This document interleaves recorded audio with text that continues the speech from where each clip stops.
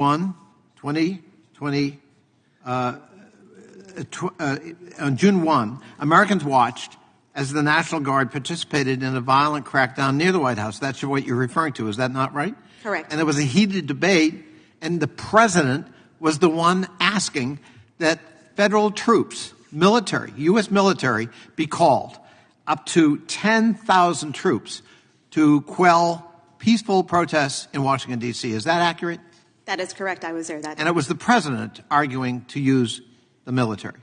That is correct. And presumably, General Milley at the time resisted those calls. Is that correct? That is correct, and so did Secretary Esper. And that might have something to do with President Trump referring to the chairman of the Joint Chiefs, General Milley, his chairman, as a traitor, and invoking the fact that in the old days, the price to be paid for convicted treason is death.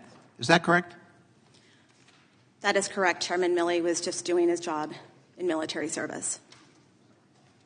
Do you believe that the deployment of 10,000 troops at that time would have been consistent with the mission of the American military, suppressing peaceful demonstrations by fellow Americans in the nation's capital? President Trump was told repeatedly that that would not be an appropriate use of the military resources, and he was also told that his efforts to resituate law enforcement and use law enforcement agencies that are not appropriate for crowd control were also incorrect uses of what our law enforcement and these entities are traditionally used for. In your testimony, you cited violent language, increasingly incendiary language being invoked by President Trump about his so-called enemies. One of the words he used was vermin.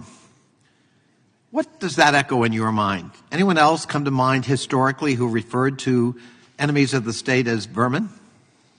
Yes, the horrible Hitler. And